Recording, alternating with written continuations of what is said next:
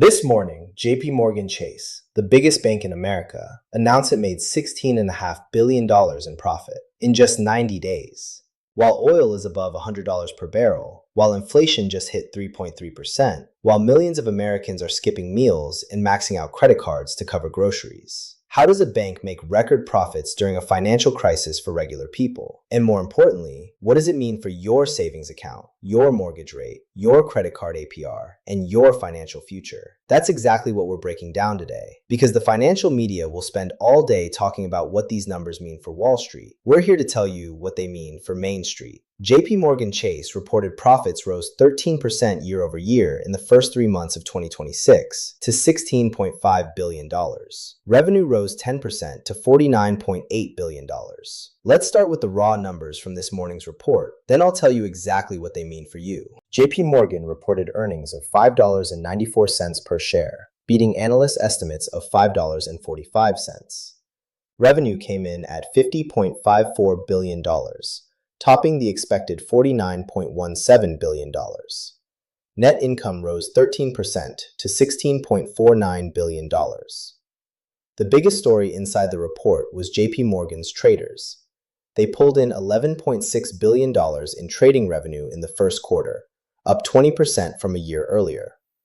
This is the highest quarterly trading revenue in JP Morgan's history, beating its own previous record by almost $2 billion. Investment banking fees jumped 28% to $2.88 billion, driven by higher merger advisory fees and equity underwriting. In plain English, JP Morgan's Wall Street operations, traders, deal makers, investment bankers, absolutely crushed it this quarter. The Iran war, oil price volatility, and market uncertainty actually helped them make more money, because more volatility means more trading activity. But here's the number that actually matters for everyday Americans. JP Morgan's net interest income, the money the bank earns from lending out deposits, came in at $25.5 billion, up 9% from a year ago. That is the money flowing between the bank and regular consumers. Mortgages, auto loans, credit cards, savings accounts. That's where that number lives. And it was up 9%. CEO Jamie Dimon said the U.S. economy had been resilient during this period, thanks to consumer and business spending and debt repayments. But he also flagged an increasingly complex set of risks, including geopolitical tensions and wars, energy price volatility, trade uncertainty, large global fiscal deficits, and elevated asset prices. When Jamie Dimon says risks are increasingly complex, you listen. He manages the largest bank in the United States with $3.9 trillion in assets. When he's cautious, there's a reason. JP Morgan also cut its full-year net interest income forecast by $1.5 billion to $103 billion from its February forecast. That is a significant revision downward, and I'm going to explain exactly why that matters for your savings account in just a moment. JP Morgan wasn't the only bank reporting this morning. Wells Fargo, JPMorgan, and Citigroup all reported their first quarter earnings on Tuesday, April 14th. Wells Fargo, the bank most closely tied to everyday American consumers through mortgages and personal banking, analysts expected earnings of $1.57 per share and revenue of $21.8 billion. Wells Fargo has been the clear laggard among major banks this year, falling 8% year to date, weighed down by net interest income guidance that fell short of expectations. The bank is still in its prove-it phase of its turnaround. Citigroup, on the other hand, has been the relative outperformer among the big banks, posting strong gains. Citigroup benefits from concrete efficiency ratio guidance and momentum in its core treasury and trade solutions business. Now here's why all of this matters directly for you as a consumer. These three banks together, JP Morgan, Wells Fargo, and Citigroup, hold the mortgages, auto loans, credit cards, and savings accounts of tens of millions of Americans. Their profit margins, their interest rate guidance, and their tone about the economy's direction all filter down into the rates you see on your financial products. When JP Morgan lowers its NII forecast, it is telling us that the gap between what they pay depositors and what they charge borrowers is expected to narrow. That can be either slightly good news for borrowers or slightly bad news for savers, depending on what the Fed does next. Let's talk about the most immediately practical question. Should you lock in a CD right now or wait? Here's the situation. The Federal Reserve has held the federal funds rate steady at 3.5% to 3.75% for 2 consecutive meetings in 2026. The Fed still projects one rate cut this year, but timing remains unclear. The big bank's earnings today, and specifically JPMorgan's downward NII revision, suggest that bank executives themselves expect margins to tighten, likely because they're anticipating the Fed may eventually cut rates later this year. When rates fall, savings account yields and CD rates fall with them. Right now, online high-yield savings accounts are still offering 4.2% to 5% APY at competitive banks. 12-month CDs are still available in the 4.5% to 5.1% range at many online institutions. These are historically excellent rates. Here's the window you're working with. The FOMC meets on April 28th and 29th.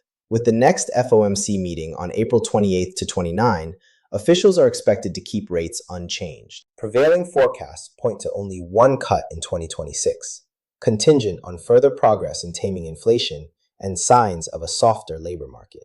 That means rates are likely stable for now, but if that one cut comes in the second half of 2026, CD and savings rates will begin dropping. If you have cash sitting in a traditional bank earning 0.01% to 0.5%, that is a financial emergency. You are losing real purchasing power every single month. Here's what to do right now. If you have money you won't need for 6 to 12 months, lock in a CD today. Seriously, call your online bank or go to their website this afternoon. Banks like Ally, Marcus by Goldman Sachs, Discover, and American Express National Bank are all offering competitive rates. A $10,000 CD at 4.8% for 12 months earns you $480 in guaranteed FDIC-insured interest. Compared to a traditional bank savings account at 0.5%, that's $430 more for doing literally nothing except moving the money. Now let's talk about the other side of banking, borrowing. Because for millions of Americans, the most immediate financial pain right now isn't their savings rate. It's their debt payments. Mortgage rates. Mortgage rates are closely tied to the 10-year Treasury yield, not directly to the Fed funds rate. They've been stubbornly elevated, hovering in the 6.5% to 7.2% range in 2026. Wells Fargo, which is aggressively reclaiming market share in the mortgage and credit card sectors, is still in a recovery phase. With big banks competing for mortgage business, there is downward pressure on rates. But oil above $100 and inflation at 3.3% are pushing Treasury yields higher and keeping mortgage rates elevated. If you're a homeowner with an adjustable rate mortgage, pay close attention. When the Fed eventually does cut rates, your ARM will reprice lower. But with oil escalating again after today's blockade announcement, that cut may come later rather than sooner. Don't count on mortgage relief in the next 90 days. Credit card debt. This is where the real crisis is happening. Total debit and credit card spending at JPMorgan was up 9% versus the first quarter of 2025. Americans are spending more on their cards, but much of it is not discretionary spending. It's survival spending. Groceries, gas, utilities. The average credit card APR right now is above 20% at most major banks. When JPMorgan, Citigroup, and Wells Fargo report strong credit card revenue, that revenue is coming directly from the interest charges on your balance. The banks are making record profits in part because millions of Americans are carrying record credit card balances at record interest rates. Here is the single most important financial action you can take this week. If you have credit card debt above 20% APR, treat it as a 4-alarm emergency. Here's the playbook. First, call your credit card company and ask for a rate reduction. Seriously, just ask. Banks do this for customers with good payment history, and they don't advertise it. Second, look into a 0% balance transfer card. Many banks still offer 12 to 18 months of 0% APR on transferred balances. Moving $5,000 from a 24% card to a 0% card for 15 months saves you roughly $1,500 in interest. Interest that is currently going directly into JPMorgan's record profits. Third, if your credit score allows, look at a personal loan to consolidate high-interest debt at a lower fixed rate. I want to spend a moment on something Jamie Dimon said this morning, because it's being buried in the financial headlines, but it matters enormously to everyday Americans. Dimon said, The set of risks is becoming increasingly complex, including geopolitical tensions and wars, energy price volatility, trade uncertainty, large global budget deficits, and soaring asset prices. While we cannot predict how these risks and uncertainties will ultimately develop, they are important and support why we are preparing for a wide range of environments. Preparing for a wide range of environments. That is banker language for, we don't know what's coming, but it could be very bad, and we're positioning ourselves to survive it. Here's what that means for you. JP Morgan is building its defenses. It's increasing provisions for credit losses. It's maintaining conservative lending standards. It's sitting on $1.5 trillion in cash and liquid securities. The biggest bank in America is essentially saying, the good times may not last, and we're being careful. You should be doing the same thing with your personal finances. With oil surging above $100 again this morning after the Hormuz blockade, with inflation running at 3.3%, with the Fed holding rates steady but tilting toward caution, and with the biggest bank in America warning of increasingly complex risks, this is not the time for financial complacency. Build your emergency fund, eliminate high-interest debt, lock in competitive savings rates while they last, diversify your income. These are not exciting strategies, but they are the exact same defenses that JP Morgan is building right now on a multi-trillion-dollar scale. Here is your 5-point financial action checklist based on everything we learned from today's bank earnings. 1. If you have cash in a traditional bank earning below 1% APY, move it this week to a high-yield savings account paying 4% plus. This is free money sitting on the table. 2.